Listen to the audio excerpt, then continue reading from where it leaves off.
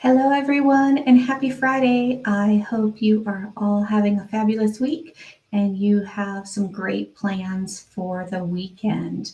I'm excited to be here with you today on a topic that I know so many appreciate, and I get asked a lot of questions about it. And really, today we are talking about accessible travel. And obviously, in just 5 minutes, I can't cover everything and anything under the sun. But I want to give you a couple of pointers and then really encourage you to connect with a travel advisor and work with a travel advisor if anyone in your travel party has any accessible needs that are required for travel. I hear a lot of folks saying they can't travel because of someone in their party having accessible needs. And the truth is, you can. It just takes a little more planning. So, today I want to talk to you about a few of those things that we can consider as we book and prep for your travel trips. So, first off, I want to talk about accessibility and what that really means because it means a lot of different things. So, when we're talking about accessible travel, we might be talking about mobility issues, those that can't walk up and down stairs, those that might need to use crutches, a cane, a walker, or a wheelchair. All of those have individual needs that we might need to explore.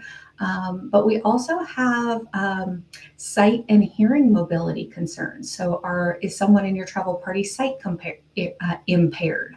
Or is someone hearing impaired that we need to address?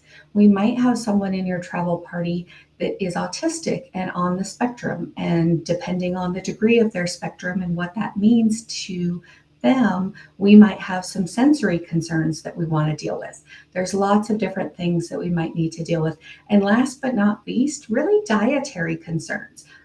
There might be dietary concerns from someone on the spectrum based on foods that they just will and will not eat. And then there's actually allergies and autoimmune diseases that might impact dietary restrictions. And we really want to keep all of that in mind when we are planning travel. So, the first thing I do want to reiterate, travel is possible. We just need to plan a little more and be selective in the suppliers that we work with for your vacation needs.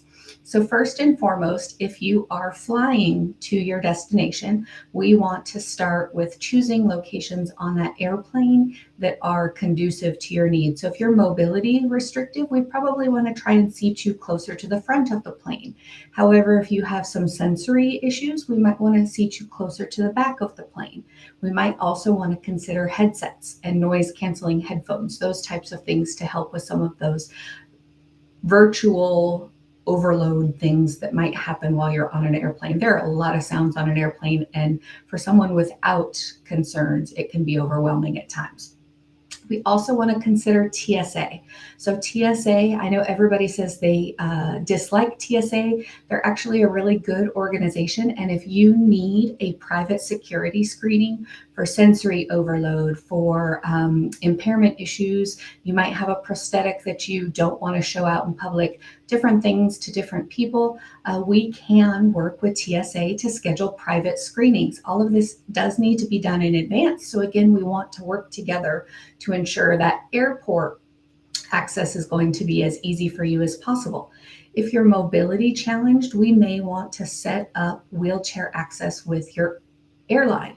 So we can meet them at the designated location within the airport and they can help transport you to the actual location, your travel gate. So lots of different things we can do for you at the airport. The next thing we want to consider is partners with those that are autistically challenged. There are definitely options available to you. So I just want to start with some of the theme parks and some of our preferred suppliers and some of the things they do. So Sandals and beaches especially, they're individuals within their child care centers and those kid zones. They are all certified in how to deal with children on the autism spectrum. We don't want to place an adult in those. Those aren't going to be activities that will work for them. But we do have individuals that are trained to help care for your children while you're on vacation. They have some great programs available, and they really do know how to work with you. Theme parks. Most of the theme parks have what's known as a disability pass. These disability passes are not meant for those in a wheelchair that can transfer around the park in their wheelchair. It's really meant for those that can't stand in a line. And by stand in a line, I mean stay in the location of that line. So most rides will have now wider access to the rides, and you can go through in your wheelchair or scooter up until a last minute, and then you can disembark from that chair or scooter. But some of those locations are overstimulating, especially newer ride queues are actually interactive. That can be overwhelming for someone on an autistic spectrum. It can be overwhelming for people that actually have standing disorders but don't need a wheelchair, but standing can be an issue for them. So we want to have those individuals talk with the theme parks about their disability pass. Those are things that can be arranged in advance. Those are things that can be arranged day of. And they actually help you with return times to some of those rides to keep you from standing in those lines. We want to think about mobility issues. So some resorts and hotels are better with mobility issues than others. Are we going to have access to elevators? This gets even more tricky when we start looking at international destinations. Do we have access to elevators? Do we have access to ramps? How mobile is the person in the wheelchair or with crutches? Can they navigate stairs? If not, we need to consider that with all of the plans that we're making, but it is possible and feasible. Same thing with cruise ships. Cruise cabins, there are accessible cabins. Those accessible cabins are often built for those that are in wheelchairs or sight or hearing impaired. You may not need an accessible cabin, but you may need to think about the sleeping arrangements in your cabin. If your child has mobility issues, they use crutches, for instance, we may want to make sure that all of the sleeping arrangements are on the ground level, as opposed to some cruise cabins come out of the ceiling and you do have to navigate a ladder to get there. So we want to keep all of those things in mind.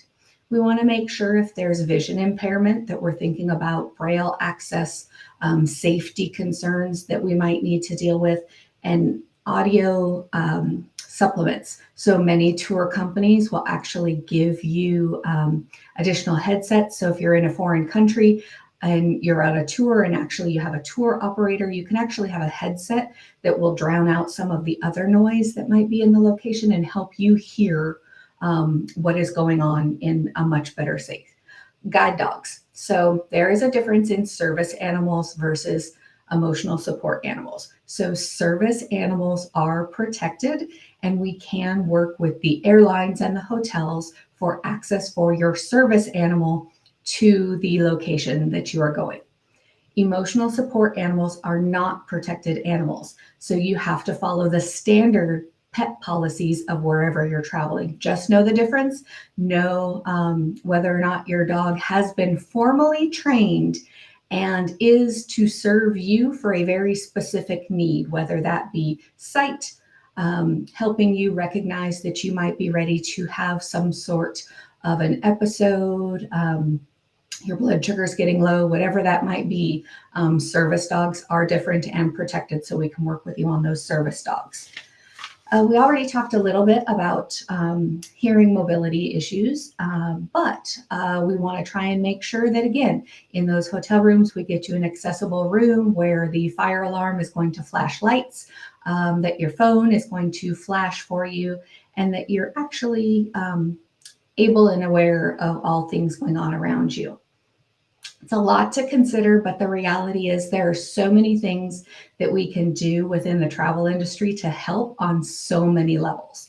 And don't be afraid to reach out and ask. We are here to help you. We are here to help you prepare in advance. The more prepared you and those in your travel party are, the better off we're going to be. Lastly, I want to talk about dietary restrictions. So some dietary restrictions are self-enforced. Others are more medically inclined. So celiac, diabetic needs, all sorts of different needs. Children on the autistic spectrum may not eat certain foods. They may only want specific foods. In a lot of cases, we can work with vendors up front to make arrangements for that and have options available to you. Again, this is something you can do on your own, but it can be a lot of work. Travel advisors are here to assist you and ensure that trip is everything you want it to be. So please feel free to reach out, ask questions, and we are here to service you. Thanks so much. Have